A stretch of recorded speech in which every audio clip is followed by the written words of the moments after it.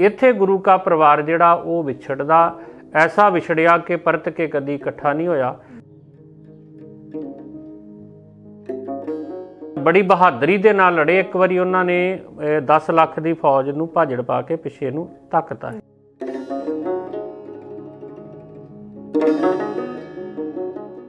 भाई साहब इत्थे ना कई लोग इस तरह के सवाल भी चुकते हैं कि गुरु गोबिंद सिंह पातशाह जानी जान सीगे, पैगंबर सीगे वो,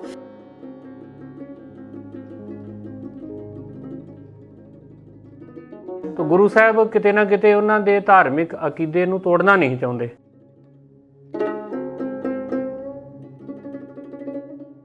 वो किसी दी परवाह नहीं करदा, किसी तो डरदा नहीं आ। वो गुरु साहब नूं घरे पनाह दिंदा। जिहड़ा इत्थों दा कोतवाल उहदे तक किसी ने खुफिया रिपोर्ट करती। जिन्ना मर्जी मुੱਲ तारना पवे सिखां नूं वो किला जिन्ना क हैगा उहनूं लैना चाहिदा। जिहड़ा निहंग खान सी उहने आख्या भी देखो तलाशी लैनी ते मैं दरवाजा खोल दिना, पर इस कोठड़ी दे विच इस कमरे दे विच मेरी धी ते मेरा जवाई जिहड़े वो आराम फरमा रहे हैं। बीबी मुमताज ने कहता कि नहीं, मतलब मैं हुण किते निकाह नहीं कराउणा, क्योंकि मैं मन ही मन भाई बचित्र सिंह नूं अपना पति मान लिया।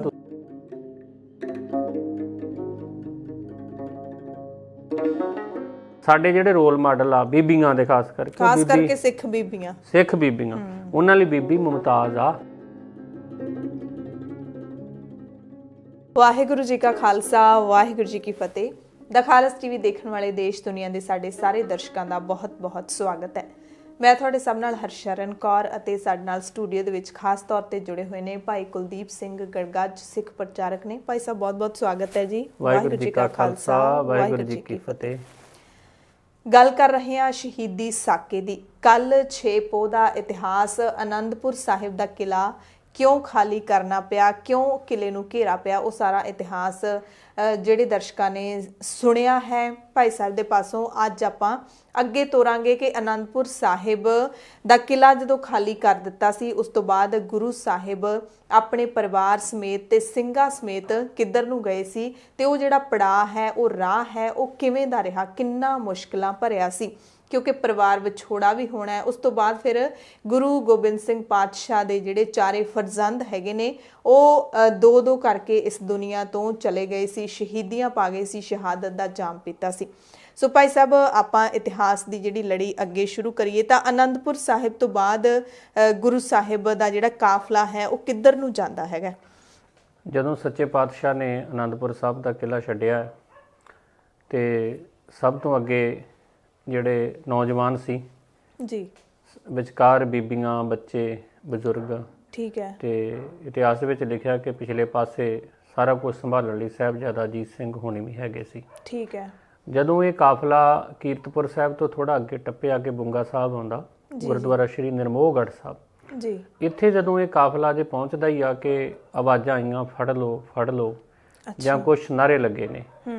ਤੇ ਜਦੋਂ ਸਾਰੇ ਪਾਸੇ ਦੇਖਿਆ ਤੇ ਇਸ ਗੱਲ ਦਾ ਅਹਿਸਾਸ ਹੋਇਆ ਕਿ ਜਿਹੜੀਆਂ ਔਰੰਗਜ਼ੇਬ ਨੇ ਕਸਮਾਂ ਖਾਧੀਆਂ ਸੀ ਕੁਰਾਨ ਦੀਆਂ, ਤਵਾਰੀਖ ਦੇ ਵਿੱਚ ਲਿਖਿਆ ਕਿ ਉਹਨੇ ਇੱਕ ਪਾਕ ਕੁਰਾਨ ਦੇ ਉੱਤੇ ਦਸਤਖਤ ਕਰਕੇ ਭੇਜੇ ਸੀ ਆਪਣੇ ਕਿ ਤੁਸੀਂ ਆਨੰਦਪੁਰ ਸਾਹਿਬ ਦਾ ਕਿਲਾ ਖਾਲੀ ਕਰ ਜਾਓ। ਤੇ ਜਿਹੜੀਆਂ ਹਿੰਦੂ ਰਾਜਿਆਂ ਨੇ ਆਟੇ ਦੀ ਗਾਂ ਬਣਾ ਕੇ ਭੇਜੀ ਸੀ ਤੇ ਉਹਦੀ ਸਹੁੰ ਖਾਧੀ, ਤੇ ਉਹ ਕਸਮਾਂ ਤੇ ਸਹੁੰਵਾਂ ਨੂੰ ਇਹਨਾਂ ਨੇ ਇਕੱਠਿਆਂ ਹੁਣ ਤੋੜਤਾ, ਕੁਝ ਘੰਟਿਆਂ 'ਚ ਹੀ ਤੋੜਤਾ, ਕੁਝ ਘੰਟਿਆਂ 'ਚ ਤੇ ਹਮਲਾ ਕਰਤਾ ਜੀ। ਇੱਥੋਂ ਫਿਰ ਗੁਰੂ ਸਾਹਿਬ, ਗੁਰੂ ਕੇ ਸਿੰਘ, ਗੁਰੂ ਕੇ ਲਾਲ ਸੰਭਲਦੇ ਆ ਜੀ। ਤੇ ਇੱਥੋਂ ਜਦੋਂ ਹਮਲਾ ਹੁੰਦਾ ਵਾ, ਇੱਕਦਮ ਹਮਲਾ ਹੋਇਆ, ਸਿੱਖ ਕਈ ਦਿਨਾਂ ਦੇ ਭੁੱਖੇ ਭਾਣੇ ਵੀ ਹੈਗੇ ਸੀ, 10 ਲੱਖ ਫੌਜ ਦਾ ਘੇਰਾ, ਪਰ ਸਿੱਖ ਜਿਹੜੇ ਹੀ ਗੁਰੂ ਕੇ ਸਾਹਿਬਜ਼ਾਦੇ ਗੁਰੂ ਸਾਹਿਬ ਬਹੁਤ ਚੜ੍ਹਦੀ ਕਲਾ ਦੇ ਨਾਲ ਲੜੇ, ਬਹੁਤ ਚੜ੍ਹਦੀ ਕਲਾ ਦੇ ਨਾਲ ਜੂਝੇ, ਤੇ ਇੱਕ ਵਾਰੀ ਉਹਨਾਂ ਨੇ ਇਹਨਾਂ ਫੌਜਾਂ ਨੂੰ ਪਿੱਛੇ ਨੂੰ ਪਛਾੜ ਦਿੱਤਾ ਹੈ। ਹਾਲਾਂਕਿ ਜਿਹੜਾ ਹਮਲਾ ਹੈ ਉਹ ਕੀਤਾ ਵੀ ਪਿੱਛੋਂ ਸੀ, ਪਿੱਠ ਪਿੱਛੋਂ ਕੀਤਾ ਸੀ, ਬਿਲਕੁਲ ਜੀ, ਫੌਜਾਂ ਤਾਂ ਪਹਿਲਾਂ ਨਿਕਲ ਗਈਆਂ ਸੀ, ਪਿੱਠ ਪਿੱਛੋਂ ਹਮਲਾ ਹੁੰਦਾ ਵਾ। ਔਰ ਧੋਖਾ ਸੀ ਇਹ, ਉਹਨਾਂ ਨੇ ਬੇਈਮਾਨੀ ਕੀਤੀ। ਗੁਰੂ ਸਾਹਿਬ ਨੇ ਜ਼ਫਰਨਾਮੇ 'ਚ ਜ਼ਿਕਰ ਵੀ ਕੀਤਾ ਕਿ ਤੁਸੀਂ ਜਿਹੜੀ ਸਹੁੰ ਖਾਧੀ ਆ ਕੁਰਾਨ ਦੀ, ਫਿਰ ਤੂੰ ਸੱਚਾ ईमान रखने वाला मुसलमान नहीं हैगा, बिल्कुल मतलब धोखा किया गया ही। पर फिर भी गुरु के लाल गुरु साहब गुरु खालसा पंथ ਜਿਹੜਾ ਉਹ ਚੜ੍ਹਦੀ ਕਲਾ ਦੇ ਨਾਲ ਡਟ ਕੇ ਮੁਕਾਬਲਾ ਕਰਦਾ। ਜੀ ਜੀ ਬਿਲਕੁਲ। ਸੋ ਭਾਈ ਸਾਹਿਬ ਇੱਥੇ ਨਾ ਕਈ ਲੋਕ ਇਸ ਤਰ੍ਹਾਂ ਦੇ ਸਵਾਲ ਵੀ ਚੁੱਕਦੇ ਨੇ ਕਿ ਗੁਰੂ ਗੋਬਿੰਦ ਸਿੰਘ ਪਾਤਸ਼ਾਹ ਜਾਣੀ ਜਾਣ ਸੀਗੇ, ਪੈਗੰਬਰ ਸੀਗੇ ਉਹ, ਤੇ ਉਹਨਾਂ ਨੂੰ ਕਿਉਂ ਨਹੀਂ ਪਤਾ ਲੱਗਿਆ ਕਿ ਉਹਨਾਂ ਨੂੰ ਮਤਲਬ ਜਾਂ ਉਹਨਾਂ ਨੇ ਫਿਰ ਜਿਹੜਾ ਵਿਸ਼ਵਾਸ ਕੀਤਾ ਉਹਨਾਂ ਤੇ ਕਿਸ ਸੌਹਾਂ ਉਹਨਾਂ ਨੇ ਖਾਧੀਆਂ, ਪਰ ਪਤਾ ਕਿਉਂ ਨਹੀਂ ਲੱਗਿਆ ਕਿ ਧੋਖਾ ਕਰਨਗੇ। देखो जी, गुरु साहब सर्ब कला समर्थ आ और गुरु साहब ਨੂੰ ਇਹ ਵੀ ਪਤਾ ਹੈ ਵੀ ਇਹ ਸਾਰਾ ਕੁਝ ਹੋਣਾ ਹੀ ਆ। ਸਾਡੀ ਤਵਾਰੀਖ ਦੇ ਵਿੱਚ ਇਹ ਤੇ ਗੱਲ ਸਪਸ਼ਟ ਆ ਕਿ ਜਦੋਂ ਪਹਿਲਾਂ ਵੀ ਸਿੱਖਾਂ ਨੇ ਕੋਈ ਜ਼ੋਰ ਲਾਇਆ ਤੇ ਗੁਰੂ ਸਾਹਿਬ ਨੇ ਆਖਿਆ ਵੀ ਦੇਖ ਲਓ ਤੁਸੀਂ ਇਹ ਕੀ ਲੋ ਕਰਦੇ। ਉਹਨਾਂ ਨੇ ਕੁਝ ਗੱਡੇ ਜਿਹੜੇ ਆ, ਗੱਡਿਆਂ ਦੇ ਵਿੱਚ ਕੁਝ ਸਮਾਨ ਲੱਦ ਕੇ ਬਾਹਰ ਕੱਢਤਾ ਹੈ ਕਿਲੇ ਤੋਂ। ਉਹ ਥੋੜਾ ਜਿਹਾ ਦੂਰ ਹੀ ਗਿਆ ਸੀ ਤੇ ਉਹਨਾਂ ਨੇ ਹਮਲਾ ਕਰਤਾ ਹੈ। ਮਤਲਬ ਇਹ 'ਚ ਕੋਈ ਦੋਰਾਵਾ ਨਹੀਂ, ਗੁਰੂ ਸਾਹਿਬ ਜਾਣਦੇ ਹੀ। ਪਰ ਕਿਉਂਕਿ ਉਹਨੇ ਕੁਰਾਨ ਦੀ ਕਸਮ ਖਾਧੀ ਔਰ ਹਿੰਦੂ ਰਾਜਿਆਂ ਨੇ ਗਾਂ ਤੇ ਗੀਤਾ ਦੀ ਖਾਧੀ ਕਸਮ, ਸਹੁੰ ਖਾਧੀ, ਤਾਂ ਗੁਰੂ ਸਾਹਿਬ ਕਿਤੇ ਨਾ ਕਿਤੇ ਉਹਨਾਂ ਦੇ ਧਾਰਮਿਕ ਅਕੀਦੇ ਨੂੰ ਤੋੜਨਾ ਨਹੀਂ ਚਾਹੁੰਦੇ। ਉਹਨਾਂ ਦੇ ਧਾਰਮਿਕ ਅਕੀਦੇ ਦੀ ਕਦਰ ਕੀਤੀ ਆ। ਔਰ ਨਾਲੇ ਇਤਿਹਾਸ ਦੇ ਵਿੱਚ ਵੀ ਲਿਖਿਆ ਜਾਂਦਾ ਕਿ ਗੁਰੂ ਸਾਹਿਬ ਨੇ ਉਹਨਾਂ ਦੀ ਕੁਰਾਨ ਦੀ ਸਹੁੰ ਤੇ ਯਕੀਨ ਨਹੀਂ ਕੀਤਾ। ਕਿਤੇ ਨਾ ਕਿਤੇ ਮੈਨੂੰ ਲੱਗਦਾ ਕਿ ਧਰਮ ਨਿਰਪੱਖਤਾ ਦੀ ਇੱਕ ਬਹੁਤ ਵੱਡੀ ਇੱਥੇ ਮਿਸਾਲ ਵੀ ਹੈਗੀ ਹੈ। ਮਤਲਬ ਧਰਮ ਨਿਰਪੱਖਤਾ ਨਹੀਂ ਕਵਾਂਗੇ, ਮਤਲਬ ਗੁਰੂ ਸਾਹਿਬ ਨੇ ਧਰਮ ਦੀ ਕਦਰ ਕੀਤੀ, ਉਹਨਾਂ ਦੀ ਮਤਲਬ ਉਹਨਾਂ ਦੇ ਵਿਸ਼ਵਾਸ ਦੀ ਕਦਰ ਕਰਕੇ ਗੁਰੂ ਸਾਹਿਬ ਨੇ ਕਿਲਾ ਜਿਹੜਾ ਸੀ ਉਹ ਛੱਡਤਾ ਸੀ। ਭਾਵੇਂ ਕਿ ਗੁਰੂ ਸਾਹਿਬ ਨੂੰ ਪਤਾ ਵਾ ਕਿ ਸਾਰਾ ਕੁਝ ਹੋਣਾ ਹੀ ਹੋਣਾ। ਬਾਕੀ ਗੁਰੂ ਸਾਹਿਬ ਜਿਹੜੇ ਉਹਨਾਂ ਨੂੰ ਪਤਾ ਹੀ ਸਮਾਂ ਕਿਦਾਂ ਦਾ ਜੂਝਣਾ ਪੈਣਾ। ਜੋ ਗੁਰੂ ਨਾਨਕ ਸਾਹਿਬ ਨੇ ਆਖਿਆ ਸੀ ਵੀ ਇੱਥੇ ਤੇ ਚੱਲ ਹੀ ਹੋ ਸਕਦਾ ਜਿਹੜਾ ਖੰਨਿਓ ਤਿੱਖੀ ਵਾਲੋਂ ਨਿੱਕੀ ਏਤ ਮਾਰਗ ਜਾਣਾ। ਖੰਡੇ ਦੀ ਧਾਰ ਤੇ ਚੱਲਦੇ ਆਏ ਔਰ ਉਹ ਗੁਰੂ ਸਾਹਿਬ ਦੇ ਵੇਲੇ ਖੰਡੇ ਦੀ ਧਾਰ ਹੋਰ ਤਿੱਖੀ ਹੋ ਗਈ ਤੇ ਗੁਰੂ ਸਾਹਿਬ ਨੇ ਉਹਦਾ ਡਟ ਕੇ ਮੁਕਾਬਲਾ ਕੀਤਾ। ਜੀ ਤੇ ਭਾਈ ਸਾਹਿਬ ਫਿਰ ਇੱਥੇ ਜਿਹੜਾ ਹਮਲਾ ਹੋਇਆ ਸੀ, ਇੱਥੇ ਵੀ ਕੋਈ ਸਿੰਘ ਸ਼ਹੀਦ ਹੋਏ ਸੀਗੇ? ਇੱਥੇ ਤਵਾਰੀਖ ਦੇ ਵਿੱਚ ਇਹ ਆ ਕਿ ਸ਼ਾਹੀ ਟਿੱਬੀ ਇੱਥੇ ਜਦੋਂ ਹਮਲਾ ਹੋਇਆ ਤੇ ਗੁਰੂ ਸਾਹਿਬ ਨੇ ਫਿਰ ਭਾਈ ਉਦੈ ਸਿੰਘ ਹੁਣਾਂ ਨੂੰ ਆਖਿਆ। ਭਾਈ ਉਦੈ ਸਿੰਘ ਬੜਾ ਯੋਧਾ ਬੰਦਾ ਸੀ। ਭਾਈ ਉਦੈ ਸਿੰਘ 50 ਸਿੰਘਾਂ ਦੇ ਨਾਲ ਫਿਰ ਮੁਕਾਬਲਾ ਕਰਦੇ ਆ। ਸ਼ਾਹੀ ਟਿੱਬੀ ਤੋਂ ਲੜਦਿਆਂ ਪਿੰਡ ਅਟਾਰੀ ਆ ਨੇੜੇ ਹੀ, ਉਦੋਂ ਸ਼ਾਹੀ ਟਿੱਬੀ ਦਾ ਹਿੱਸਾ, ਉਦੋਂ ਪਿੰਡ ਨਹੀਂ ਹੈਗਾ। ਉੱਥੇ ਗੁਰੂ ਭਾਈ ਉਦੈ ਸਿੰਘ ਦਾ ਸ਼ਹੀਦੀ ਸਥਾਨ ਬਣਿਆ ਜਿੱਥੇ ਉਹਨਾਂ ਨੇ ਸ਼ਹੀਦੀ ਪ੍ਰਾਪਤ ਕੀਤੀ। ਉੱਥੇ ਜਾ ਕੇ ਭਾਈ ਉਦੈ ਸਿੰਘ ਜਿਹੜੇ ਸੀ ਉਹ ਸ਼ਹੀਦ ਹੋ ਗਏ ਆ ਔਰ ਬੜੀ ਬਹਾਦਰੀ ਦੇ ਨਾਲ ਲੜੇ। ਇੱਕ ਵਾਰੀ ਉਹਨਾਂ ਨੇ 10 ਲੱਖ ਦੀ ਫੌਜ ਨੂੰ ਭਾਜੜ ਪਾ ਕੇ ਪਿੱਛੇ ਨੂੰ ਧੱਕਤਾ। ਜੀ ਬਿਲਕੁਲ, ਇਹ ਵੀ ਕਿੱਡੀ ਸੂਰਮਤਾਈ ਦੀ ਗੱਲ ਹੈਗੀ ਹੈ ਕਿ ਬਹੁਤ ਛੋਟੀ ਗਿਣਤੀ ਸੀ ਗੁਰੂ ਸਾਹਿਬ ਦੇ ਨਾਲ ਸਿੰਘਾਂ ਦੀ, ਪਰ ਯੋਧੇ ਕਿੱਡੇ ਹੋਣਗੇ ਕਿ 10 ਲੱਖ ਫੌਜਾਂ ਨੂੰ ਉੱਥੇ ਵੀ ਪਛਾੜਿਆ। ਉਸ ਤੋਂ ਬਾਅਦ ਫਿਰ ਚਮਕੌਰ ਦੀ ਜੰਗ ਦੇ ਵਿੱਚ ਵੀ, ਤੇ ਫਿਰ ਉਸ ਤੋਂ ਬਾਅਦ ਫਿਰ ਭਾਈ ਸਾਹਿਬ ਜਦੋਂ ਪਛਾੜ ਦਿੱਤਾ ਫਿਰ ਕਿੱਥੇ ਪਹੁੰਚ ਗਏ? ਕਿਉਂਕਿ ਫੌਜਾਂ ਤਾਂ ਪਿੱਛੇ ਲੱਗੀਆਂ ਹੋਈਆਂ ਸੀਗੀਆਂ। ਕਿੰਨਾ ਕੁ ਫਾਸਲਾ ਉਹਨਾਂ ਦੇ ਵਿੱਚ ਹੋਊਗਾ? ਕਿੱਥੇ ਜਾ ਕੇ ਨੇ ਘਿਰਿਆ ਚਾਰੇ ਪਾਸੇ ਤੋਂ। ਉਹਦੇ ਤੋਂ ਬਾਅਦ ਗੁਰੂ ਕਾ ਪਰਿਵਾਰ, ਗੁਰੂ ਖਾਲਸਾ ਪੰਥ ਗੁਰੂ ਸਾਹਿਬ ਦੀ ਅਗਵਾਈ ਦੇ ਵਿੱਚ ਉਹ ਸਰਸਾ ਨਦੀ ਦੇ ਕੰਢੇ ਤੇ ਪਹੁੰਚ ਗਿਆ। ਇਹ ਜਿਹੜੀ ਸਰਸਾ ਨਦੀ ਹੈਗੀ ਆ, ਇਹ ਉਸ ਵੇਲੇ ਪੂਰੇ ਉਫਾਨ ਤੇ ਆਈ ਹੋਈ, ਮੀਂਹ ਪੈ ਰਿਹਾ ਸੀ। ਅੱਤ ਦੀ ਠੰਡ, ਹੁਣ ਵੇਖੋ ਪੋਹ ਦਾ ਮਹੀਨਾ, ਅੱਤ ਦੀ ਠੰਡ, ਮੀਂਹ ਪੈ ਰਿਹਾ ਔਰ ਨਦੀ ਦੇ ਵਿੱਚ ਬਹੁਤ ਉਫਾਨ ਹੀ, ਹੜ੍ਹ ਆਏ ਹੋਏ ਸੀ। ਇੱਥੇ ਜਾ ਕੇ ਗੁਰੂ ਕਾ ਪਰਿਵਾਰ ਜਿਹੜਾ ਸੀ ਉੱਥੇ ਚਲਾ ਗਿਆ ਔਰ ਇੱਥੇ ਹੀ 7 ਪੋਹ ਦਾ ਜਿਹੜਾ ਅੰਮ੍ਰਿਤ ਵੇਲਾ ਵਾ ਉਹ ਸਰਸਾ ਨਦੀ ਦੇ ਕੰਢੇ ਦੇ ਉੱਤੇ ਹੁੰਦਾ। ਇੱਥੇ ਗੁਰੂ ਸਾਹਿਬ ਗੁਰੂ ਕੇ ਸਿੱਖ ਬਾਣੀ ਦਾ ਪਾਠ ਕਰਦੇ ਆ। ਆਸਾ ਕੀ ਵਾਰ ਦਾ ਕੀਰਤਨ ਹੁੰਦਾ ਪਰ ਸਾਜ਼ ਨਹੀਂ ਵਜਾਏ ਗਏ। ਘੋੜਿਆਂ ਦੀਆਂ ਕਾਠੀਆਂ ਦੇ ਨਾਲ ਹੀ ਆਸਾ ਕੀ ਵਾਰ ਹੋਈ। ਇੱਕ ਬੰਨੇ ਤੇਗਾਂ ਖੜਕ ਰਹੀਆਂ ਸੀ, ਇੱਕ ਪਾਸੇ ਇੱਥੇ ਹੀ ਬਾਬਾ ਜੀਵਨ ਸਿੰਘ ਹੋਣੀ ਸ਼ਹੀਦ ਹੋ ਜਾਂਦੇ ਆ ਲੜਦਿਆਂ ਔਰ ਇੱਥੇ ਫਿਰ ਗੁਰੂ ਕਾ ਜਿਹੜਾ ਪਰਿਵਾਰ ਹੀ ਸਰਸਾ ਨਦੀ ਦੇ ਕੰਢੇ ਤੇ ਵੇਖੋ ਜਿਹੜਾ ਗੁਰਦੁਆਰਾ ਸ਼੍ਰੀ ਪਰਿਵਾਰ ਵਿਛੋੜਾ ਸਾਹਿਬ ਆ, ਇਹਦਾ ਸਿੱਖਾਂ ਦੇ ਦਿਲਾਂ ਦੇ ਵਿੱਚ, ਮਨਾਂ ਦੇ ਵਿੱਚ ਔਰ ਸਾਡੀ ਤਵਾਰੀਖ ਦੇ ਵਿੱਚ ਇੱਕ ਵੱਡਾ ਅਹਿਮ ਸਥਾਨ ਆ। ਪਰਿਵਾਰ ਵਿਛੋੜਾ ਸਾਹਿਬ ਉਹ ਸਥਾਨ ਆ ਜਿੱਥੋਂ ਤੱਕ ਗੁਰੂ ਕਾ ਪਰਿਵਾਰ ਆਖਰੀ ਸਮੇਂ ਤੱਕ ਇਕੱਠਾ ਹੀ। ਇੱਥੇ ਗੁਰੂ ਕਾ ਪਰਿਵਾਰ ਜਿਹੜਾ ਉਹ ਵਿਛੜਦਾ, ਐਸਾ ਵਿਛੜਿਆ ਕਿ ਪਰਤ ਕੇ ਕਦੀ ਇਕੱਠਾ ਨਹੀਂ ਹੋਇਆ। ਇੱਥੇ ਗੁਰੂ ਕਾ ਜਿਹੜਾ ਪਰਿਵਾਰ ਹੀ ਉਹ 3 ਹਿੱਸਿਆਂ ਦੇ ਵਿੱਚ ਵੰਡਿਆ ਗਿਆ। ਗੁਰੂ ਗੋਬਿੰਦ ਸਿੰਘ ਜੀ ਸੱਚੇ ਪਾਤਸ਼ਾਹ ਵੱਡੇ ਸਾਹਿਬਜ਼ਾਦਿਆਂ, ਸਾਹਿਬਜ਼ਾਦਾ ਅਜੀਤ ਸਿੰਘ, ਸਾਹਿਬਜ਼ਾਦਾ ਜੁਝਾਰ ਸਿੰਘ ਤੇ 40 ਸਿੰਘਾਂ ਦੇ ਨਾਲ ਰੋਪੜ ਵਾਲੇ ਪਾਸੇ ਨੂੰ ਚੱਲ ਗਿਆ ਮਲਕਪੁਰ ਤੋਂ ਹੁੰਦੇ ਹੋਏ। ਜਿਹੜੇ ਛੋਟੇ ਸਾਹਿਬਜ਼ਾਦੇ, ਸਾਹਿਬਜ਼ਾਦਾ ਜ਼ੋਰਾਵਰ ਸਿੰਘ, ਸਾਹਿਬਜ਼ਾਦਾ ਫਤਿਹ ਸਿੰਘ ਤੇ ਮਾਤਾ ਗੁਜਰੀ ਜੀ, ਇਹ ਚੱਕ ਢੇਰਾਂ ਜਿਹੜਾ ਕੁੰਮਾ ਮਾਸ਼ਕੀ ਹੀ ਜੰਗਲ ਦੇ ਵਿੱਚ ਦੀ ਉਧਰ ਨੂੰ ਚਲੇ ਗਿਆ। ਤੇ ਮਾਤਾ ਸਾਹਿਬ ਕੌਰ, ਮਾਤਾ ਸੁੰਦਰ ਕੌਰ ਭਾਈ ਮਨੀ ਸਿੰਘ ਜੀ ਦੇ ਨਾਲ ਦਿੱਲੀ ਵਾਲੇ ਪਾਸੇ ਨੂੰ ਰੋਪੜ ਤੋਂ ਹੁੰਦੇ ਹੋਏ ਚਲੇ ਗਿਆ। ਇੱਥੇ ਗੁਰੂ ਕਾ ਪਰਿਵਾਰ 3 ਹਿੱਸਿਆਂ ਦੇ ਵਿੱਚ ਵੰਡਿਆ ਗਿਆ। ਇਹ ਮਤਲਬ ਕੁਦਰਤੀ ਤੌਰ ਤੇ ਇਹ ਅਲੱਗ-ਅਲੱਗ ਹੋਏ ਜਾਂ ਕੋਈ ਇੱਥੇ ਕੋਈ ਪਲੈਨਿੰਗ ਤਾਂ ਨਹੀਂ ਹੋਣੀ ਭਾਈ ਸਾਹਿਬ ਕਿ ਗੁਰੂ ਸਾਹਿਬ ਦੇ ਨਾਲ ਵੱਡੇ ਸਾਹਿਬਜ਼ਾਦਿਆਂ ਨੇ ਜਾਣਾ ਹੈ, ਮਾਤਾਵਾਂ ਨੇ ਉੱਧਰ ਜਾਣਾ ਹੈ, ਇਸ ਤਰੀਕੇ ਦੀ ਕੋਈ ਯੋਜਨਾ ਤਾਂ ਨਹੀਂ? ਵੈਸੇ ਤਵਾਰੀਖ 'ਚ ਕੋਈ ਨਹੀਂ ਹੈ, ਕਿਉਂਕਿ ਪਲੈਨਿੰਗ ਹੈ ਹੀ ਨਹੀਂ ਆ। ਦੇਖੋ ਇੱਕ ਤੇ ਹੜ੍ਹ ਆਇਆ ਪਿਆ, ਨਦੀ ਵਗ ਰਹੀ ਆ, ਬਹੁਤ ਸਾਰੇ ਸਿੰਘ ਨਦੀ 'ਚ ਰੁੜ ਵੀ ਗਏ, ਬੜੀਆਂ ਬੀਬੀਆਂ ਭੈਣਾਂ ਸਾਡੀਆਂ ਰੁੜ ਗਈਆਂ, ਬੜੇ ਬਜ਼ੁਰਗ, ਔਰ ਸਾਡਾ ਜਿਹੜਾ ਧਾਰਮਿਕ ਸਾਹਿਤ ਦਾ ਖਜ਼ਾਨਾ ਸੀ ਉਹ ਉੱਥੇ ਰੁੜ ਗਿਆ। ਔਰ ਇਹ ਤੇ ਅਚਾਨਕ ਚੇਤ ਪਰਿਵਾਰ ਜਿਹੜਾ ਉਹ ਵਿਛੜ ਗਿਆ, ਕਿਉਂਕਿ ਹਮਲਾ ਵੀ ਹੋ ਗਿਆ ਨਾ, 10 ਲੱਖ ਫੌਜ ਦਾ ਹਮਲਾ ਵਾ ਜੀ, ਔਰ ਉਸ ਹਮਲੇ ਦੇ ਵਿੱਚ ਸਾਹਮਣੇ ਹੜ੍ਹ ਵੀ ਆ। ਉੱਥੇ ਗੁਰੂ ਕਾ ਪਰਿਵਾਰ ਜਿਹੜਾ ਸੀ ਉਹ 3 ਹਿੱਸਿਆਂ ਦੇ ਵਿੱਚ ਵਿਛੜ ਗਿਆ। ਬਿਲਕੁਲ।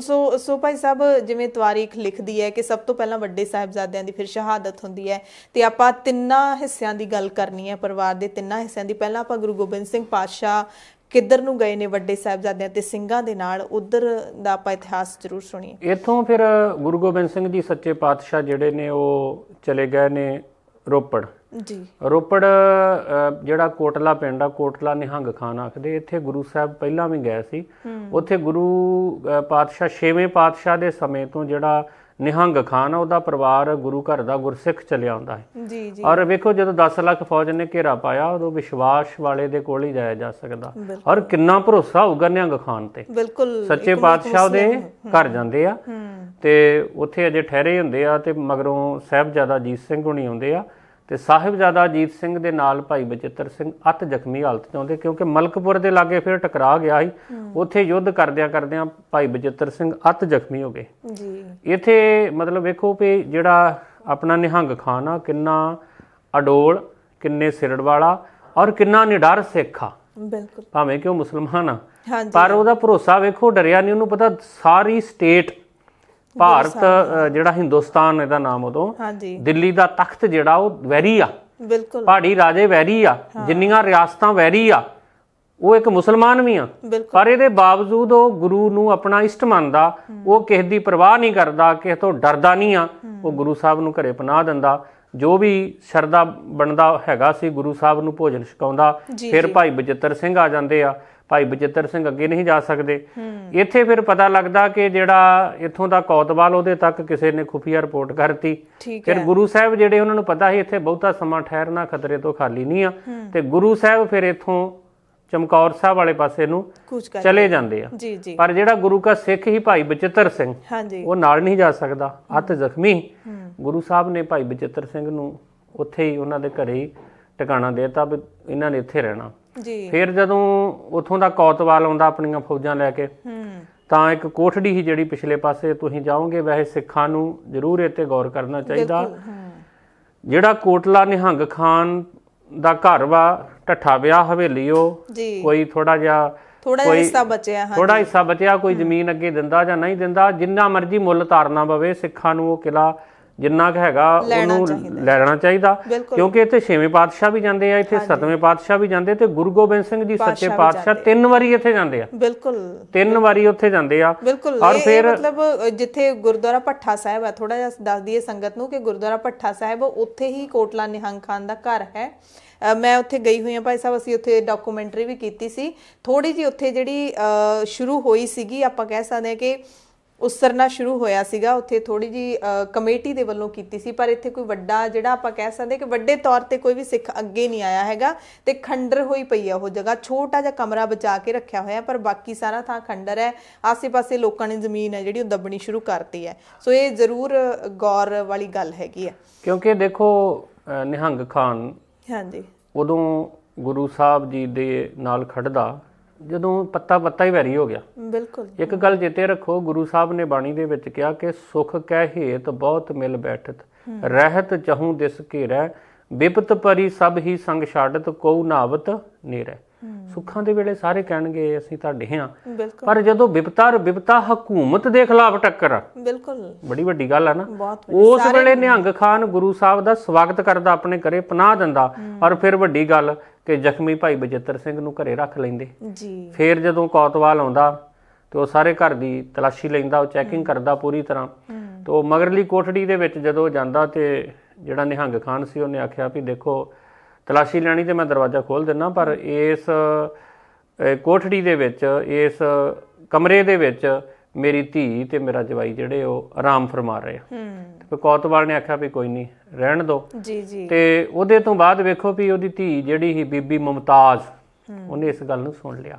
ਬਿਲਕੁਲ। ਤੇ ਤਵਾਰੀਖ ਦੇ ਵਿੱਚ ਇਹ ਗੱਲ ਲਿਖੀ ਆ ਵੀ ਉਹਦਾ ਕਿਤੇ ਰਿਸ਼ਤਾ ਤੈਅ ਹੋਇਆ ਪਿਆ ਹੈ ਤੇ ਨਿਕਾਹ ਹੋਣਾ ਸੀ। ਤੇ ਬੀਬੀ ਮੁਮਤਾਜ਼ ਦੇ ਜਦੋਂ ਨਿਕਾਹ ਦੀ ਗੱਲ ਚੱਲੀ ਤੇ ਬੀਬੀ ਮੁਮਤਾਜ਼ ਨੇ ਕਹਿਤਾ ਕਿ ਨਹੀਂ, ਮਤਲਬ ਮੈਂ ਹੁਣ ਕਿਤੇ ਨਿਕਾਹ ਨਹੀਂ ਕਰਾਉਣਾ, ਕਿਉਂਕਿ ਮੈਂ ਮਨ ਭਾਈ ਬਚਿੱਤਰ ਸਿੰਘ ਨੂੰ ਆਪਣਾ ਪਤੀ ਮੰਨ ਲਿਆ। ਤੁਸੀਂ ਕਿਹਾ ਸੀ, ਕਿਉਂਕਿ ਭਾਈ ਬਚਿੱਤਰ ਸਿੰਘ ਭਾਵੇਂ ਕਿ ਉਦੋਂ ਹੀ ਉੱਥੇ ਉਹ ਚੜ੍ਹਾਈ ਕਰ ਜਾਂਦੇ ਆ, ਸ਼ਹੀਦ ਹੋ ਜਾਂਦੇ ਆ, ਉਹਨਾਂ ਦਾ ਸੰਸਕਾਰ ਵੀ ਅੰਦਰ ਹੀ ਹੁੰਦਾ, ਪਰ ਉਹਦੇ ਤੋਂ ਬਾਅਦ ਵੀ ਜਿਹੜੀ ਬੀਬੀ ਮੁਮਤਾਜ਼ ਆ ਉਹ ਭਰੋਸਾ, ਸ਼ਰਧਾ, ਸਿਦਕ, ਇੰਨਾ ਸਬਰ ਉਹਦੇ ਅੰਦਰ ਕਿ ਉਹਨੇ ਮਨ ਭਾਈ ਬਚਿੱਤਰ ਸਿੰਘ ਨੂੰ ਪਤੀ ਮੰਨਿਆ। ਔਰ ਲੰਬੀ ਉਮਰ ਬੀਬੀ ਮੁਮਤਾਜ਼ ਨੇ ਹੰਢਾਈ ਆ ਤੇ ਸਾਰੀ ਉਮਰ ਭਗਤੀ ਦੇ ਵਿੱਚ, ਬੰਦਗੀ ਦੇ ਵਿੱਚ ਲੀਨ ਰਹੀ ਆ।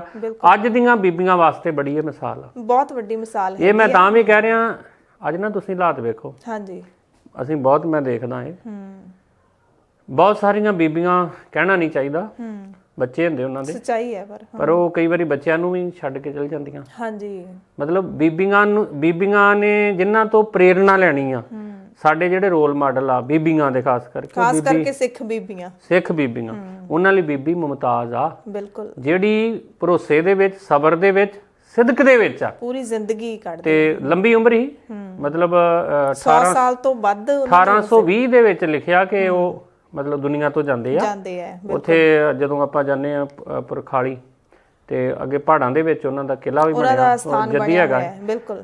ਤੇ 1820 ਤੱਕ ਉਹ ਇਦਾਂ ਹੀ ਰਹੇ ਔਰ ਉਹਨਾਂ ਨੇ ਸੱਚੇ ਮਨੋਂ ਗੁਰੂ ਦੀ ਭਗਤੀ, ਗੁਰੂ ਦਾ ਭਰੋਸਾ ਕੀਤਾ, ਪਰਮਾਤਮਾ ਦੇ ਨਾਲ ਇੱਕ ਮਿਕ ਰਹਿ। ਪਰ ਇੱਥੇ ਨਾਲ ਹੀ ਨਿਹੰਗ ਖਾਨ ਦਾ ਜ਼ਿਕਰ ਜ਼ਰੂਰ ਹੋਊਗਾ, ਜਿਸ ਤੇ ਸੱਚੇ ਪਾਤਸ਼ਾਹ ਨੇ ਫਿਰ ਰਹਿਮਤਾਂ ਵੀ ਕੀਤੀਆਂ, ਬਖਸ਼ਿਸ਼ਾਂ ਵੀ ਕੀਤੀਆਂ। ਅੱਜ ਵੀ ਕਹਿੰਦੇ ਕਿ ਨਿਹੰਗ ਖਾਨ ਦਾ ਜਿਹੜਾ ਪਰਿਵਾਰ ਆ ਉਹ ਗੁਰੂ ਘਰ ਨੂੰ ਬੜਾ ਮੰਨਦਾ ਹੈ। ਬਿਲਕੁਲ। ਸੋ ਬੀਬੀ ਮੁਮਤਾਜ਼, ਜਿਵੇਂ ਭਾਈ ਸਾਹਿਬ ਨੇ ਗੱਲ ਕੀਤੀ ਹੈ, ਸੋ ਗੱਲ ਤੁਸੀਂ ਸ਼ਾਇਦ ਥੋੜੀ ਉਨੀ ਖੋਲ ਕੇ ਨਹੀਂ ਕੀਤੀ। ਮੈਨੂੰ ਲੱਗਦਾ ਕਿ ਮੈਂ ਵੀ ਇੱਕ ਬੀਬੀ ਹਾਂ, ਸਿੱਖ ਬੀਬੀ ਹਾਂ, ਕਹਿ ਸਕਦੇ ਹਾਂ ਕਿ ਅੱਜ ਕੱਲ ਬਹੁਤ ਜ਼ਿਆਦਾ ਪਰਿਵਾਰਾਂ ਦੇ ਵਿੱਚ ਬਖੇੜਾ ਜਿਹੜਾ ਹੋ ਗਿਆ। ਅੱਜ ਕੱਲ ਇਹੋ ਜਿਹੇ ਆਪਾਂ ਦੇਖਦੇ ਹਾਂ, ਕੇਸ ਦੇਖਦੇ ਹਾਂ, ਆਨੰਦ ਕਾਰਜ ਹੋ ਜਾਂਦੇ ਨੇ, ਉਸ ਤੋਂ ਬਾਅਦ ਜਾਂ ਆਪਾਂ ਕਹਿ ਦਈਏ ਕਿ ਅੰਡਰਸਟੈਂਡਿੰਗ ਦੀ ਘਾਟ ਕਰਕੇ ਅੱਜ ਕੱਲ ਇਹ ਜਿਹੜੇ ਆਪਾਂ ਨਵੇਂ ਵਰਡ ਬਣਾ ਲਏ ਨੇ ਕਿ ਅੰਡਰਸਟੈਂਡਿੰਗ ਨਹੀਂ ਹੋ ਰਹੀ, ਤੇ ਇਸ ਕਰਕੇ ਰਿਸ਼ਤੇ ਟੁੱਟ ਜਾਂਦੇ ਨੇ। ਜਾਂ ਫਿਰ ਜੇ ਇੱਕ ਦੂਸਰੇ ਤੋਂ ਮਤਲਬ ਰੱਬ ਨਾ ਕਰੇ ਕੋਈ ਕਿਸੇ ਦੀ ਮੌਤ ਹੋ ਜਾਂਦੀ ਹੈ ਤਾਂ ਫਿਰ ਵੀ ਬੜੀ ਜਲਦੀ ਜਿਹੜਾ ਸਿਦਕ ਤੋਂ ਡੋਲ ਜਾਂਦੇ ਆ ਅਸੀਂ। ਤੇ ਇਤਿਹਾਸ ਤੋਂ ਇਹ ਜਿਹੜੀਆਂ ਸਿੱਖਣ ਦੀ ਲੋੜ ਹੁੰਦੀ ਹੈ, ਇਹ ਜਿਹੜੀਆਂ ਮਿਸਾਲਾਂ ਹੁੰਦੀਆਂ ਨੇ। ਆਪਾਂ ਮਾਤਾ ਸਾਹਿਬ ਕੌਰ ਦੀ ਗੱਲ ਕਰ ਲਈਏ, ਇਹ ਕਹਿ ਸਕਦੇ ਹਾਂ ਭਾਈ ਸਾਹਿਬ ਕਿ ਅਧਿਆਤਮਿਕ ਰਿਸ਼ਤੇ ਦੇ ਵਿੱਚ ਉਹਨਾਂ ਨੇ ਇੱਕ ਜ਼ਿੰਦਗੀ ਆਪਣੀ ਲੰਘਾਤੀ, ਬੀਬੀ ਮੁਮਤਾਜ਼ ਨੇ। ਬਿਲਕੁਲ ਜੀ। ਉਹਨਾਂ ਨੇ ਜੋ ਗੁਰੂ ਸਾਹਿਬ ਨੇ ਬਾਣੀ ਦੇ ਵਿੱਚ ਆਖਿਆ ਨਾ ਕਿ ਧਨ ਪਿਰ ਇਹ ਨਾ ਆਖੀਨ ਜੇ ਬਹਿਨ ਇਕੱਠੇ ਹੋਏ, ਏਕ ਜੋਤ ਦੋਏ ਮੂਰਤੀ ਧਨ ਪਿਰ ਕਈਐ ਸੋਏ। ਜਿਹੜਾ ਆਤਮਾ ਦਾ ਇੱਕ ਰਿਸ਼ਤਾ।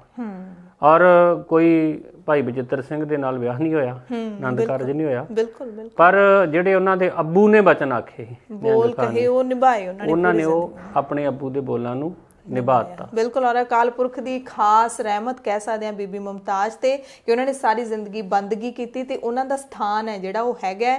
ਇਹ ਤੁਸੀਂ ਥੋੜਾ ਜਿਹਾ ਦੱਸ ਸਕਦੇ ਹੋ ਸੰਗਤ ਨੂੰ, ਜੇ ਤੁਹਾਨੂੰ ਪਤਾ ਹੋਵੇ ਕਿਹੜੇ ਰਾਹ ਤੇ ਹੈ। ਦਰਸ਼ਨ ਅਸੀਂ ਕੀਤੇ ਹੋਏ ਨੇ, ਪਹਾੜਾਂ ਦੇ ਉੱਤੇ ਜਾ ਕੇ ਜ਼ਰੂਰ ਜਾਣਾ ਚਾਹੀਦਾ। ਜਦੋਂ ਆਪਾਂ ਰੋਪੜ ਤੋਂ ਚੰਡੀਗੜ੍ਹ ਵਾਲੇ ਪਾਸੇ ਨੂੰ ਆ ਜਾਂਦੇ ਆ ਜੀ, ਹਾਂਜੀ, ਤੇ ਆਪਣੇ ਖੱਬੇ ਹੱਥ ਇੱਕ ਰਸਤਾ ਜਿਹੜਾ ਪੁਰਖਾਲੀ ਪਿੰਡ ਨੂੰ ਜਾਂਦਾ, ਹਾਂਜੀ, ਤੇ ਅੱਗੇ ਕਾਫੀ ਜਾ ਕੇ ਫਿਰ ਸੱਜੇ ਪਾਸੇ ਇੱਕ ਰਸਤਾ ਮੁੜਦਾ ਤੇ ਪਹਾੜਾਂ ਦੇ ਵਿੱਚ ਉਹ ਬਹੁਤ ਆਲੀਸ਼ਾਨ ਗੁਰਦੁਆਰਾ ਸਾਹਿਬ ਬਣਿਆ। ਬਿਲਕੁਲ। ਇਲਾਕੇ ਦੀ ਸੰਗਤ ਉੱਥੇ ਬਹੁਤ ਜ਼ਿਆਦਾ ਸੇਵਾ ਕਰਾਉਂਦੀ ਆ, ਔਰ ਸਿੱਖ ਸੰਗਤ ਨੂੰ ਉੱਥੇ ਵੀ ਜ਼ਰੂਰ ਜਾਣਾ ਚਾਹੀਦਾ। ਬੀਬੀਆਂ ਨੂੰ, ਭੈਣਾਂ ਨੂੰ, ਬੱਚਿਆਂ ਨੂੰ ਬੀਬੀ ਮੁਮਤਾਜ਼ ਦੇ ਬਾਰੇ ਜ਼ਰੂਰ ਜਾਣਨਾ ਚਾਹੀਦਾ ਹੈਗਾ। ਸੋ ਇੱਕੋ ਹੀ ਸੜਕ ਉਧਰ ਨੂੰ ਜਾਂਦੀ ਹੈਗੀ ਹੈ ਤੇ ਉਹ ਤੇ ਤੁਸੀਂ ਜਾ ਸਕਦੇ ਹੋ। ਸੋ ਭਾਈ ਸਾਹਿਬ, ਅਗਲਾ ਜਿਹੜਾ ਇਤਿਹਾਸ ਆਪਾਂ ਕੱਲ ਨੂੰ ਦੱਸਣਾ ਹੈਗਾ ਕਿ ਗੁਰੂ ਸਾਹਿਬ ਉੱਥੋਂ ਜਿਹੜਾ ਹੈਗਾ ਨਿਹੰਗ ਖਾਨ ਦੇ ਘਰੋਂ ਫਿਰ ਕਿੱਧਰ ਨੂੰ ਜਾਂਦੇ ਨੇ, ਕੱਲ ਨੂੰ ਦੱਸਣਾ ਜਾਂ ਆਪਾਂ ਅੱਜ ਥੋੜੀ ਬਹੁਤੀ ਗੱਲ ਕਰਨੀ ਹੈ? ਨਹੀਂ, ਚਮਕੌਰ ਦਾ ਜਿਹੜਾ ਸਾਕਾ, ਗੁਰੂ ਸਾਹਿਬ ਚਮਕੌਰ ਗਏ, ਕਿਉਂ ਗਏ ਜੀ, ਔਰ ਉੱਥੇ ਕਿਵੇਂ ਇੱਕ ਲਾਮਿਸਾਲ ਜੰਗ ਹੋਈ ਆ, ਇਹਦੇ ਬਾਰੇ ਆਪਾਂ ਵਿਸਥਾਰ ਦੇ ਵਿੱਚ ਕੱਲ ਨੂੰ ਗੱਲ ਕਰਾਂਗੇ ਜੀ। ਬਿਲਕੁਲ। ਸੋ ਇਹ ਜਿਹੜਾ ਲਾਸਾਨੀ ਇਤਿਹਾਸ ਹੈ ਤੇ ਖਾਸ ਕਰਕੇ ਸਿੱਖਾਂ ਨੂੰ, ਸਿੱਖਾਂ ਦੇ ਬੱਚਿਆਂ ਨੂੰ, ਸਿੱਖ ਨੌਜਵਾਨਾਂ ਨੂੰ, ਬੀਬੀਆਂ, ਬਜ਼ੁਰਗਾਂ, ਸਾਰਿਆਂ ਨੂੰ ਇਸ ਲਾਸਾਨੀ ਇਤਿਹਾਸ ਬਾਰੇ ਪਤਾ ਜ਼ਰੂਰ ਹੋਣਾ ਚਾਹੀਦਾ ਹੈ। ਜੇ ਅਸੀਂ ਪੜ੍ਹ ਵੀ ਨਹੀਂ ਸਕਦੇ ਤਾਂ ਅਸੀਂ ਸੁਣ ਤਾਂ ਸਕਦੇ ਹਾਂ। ਸੋ ਸਾਡੀ ਇਹੀ ਕੋਸ਼ਿਸ਼ ਹੈ ਕਿ ਅੱਜ ਕੱਲ੍ਹ ਜਿਹੜਾ ਇੰਟਰਨੈਟ ਦਾ ਯੁੱਗ ਹੈਗਾ ਤੇ ਆਪਾਂ ਸਾਰੇ ਇਸ ਇਤਿਹਾਸ ਨੂੰ ਸੁਣੀਏ ਤੇ ਸੇਧ ਲਈਏ। ਸੁਣ ਕੇ ਛੱਡਣਾ ਨਹੀਂ ਹੈ ਕਿ ਅਗਲੇ ਸਾਲ ਤੱਕ ਅਸੀਂ ਅਸੀਂ ਭੁੱਲ ਜਾਈਏ। ਸਾਡੀ ਜਿਹੜੀ ਆਪਾਂ ਕਹਿ ਸਕਦੇ ਕਿ ਰੋਮ ਰੋਮ ਦੇ ਵਿੱਚ ਸਾਡਾ ਇਤਿਹਾਸ ਵਸਿਆ ਹੋਣਾ ਚਾਹੀਦਾ ਹੈ, ਤਾਂ ਹੀ ਅਸੀਂ ਕਹਿ ਸਕਦੇ ਹਾਂ ਕਿ ਸਿੱਖ ਕੌਮ ਦੇ ਅਸੀਂ ਕਹਿ ਸਕਦੇ ਹਾਂ ਕਿ ਲੜ ਲੱਗੇ ਹੋਏ ਆ, ਜਾਂ ਫਿਰ ਅਸੀਂ ਸਿੱਖ ਕਹਾਉਣ ਦੇ ਹੱਕਦਾਰ ਹਾਂ। ਸੋ ਕੱਲ੍ਹ ਨੂੰ ਫਿਰ ਮਿਲਦੇ ਹਾਂ ਕੱਲ੍ਹ ਦੇ ਦਿਨ ਦੇ ਇਤਿਹਾਸ ਦੇ ਨਾਲ। ਭਾਈ ਸਾਹਿਬ ਬਹੁਤ ਬਹੁਤ ਧੰਨਵਾਦ ਤੁਹਾਡਾ, ਤੇ ਸਾਰੇ ਦਰਸ਼ਕਾਂ ਦਾ ਵੀ ਧੰਨਵਾਦ। ਵਾਹਿਗੁਰੂ ਜੀ ਕਾ ਖਾਲਸਾ, ਵਾਹਿਗੁਰੂ ਜੀ ਕੀ ਫਤਿਹ।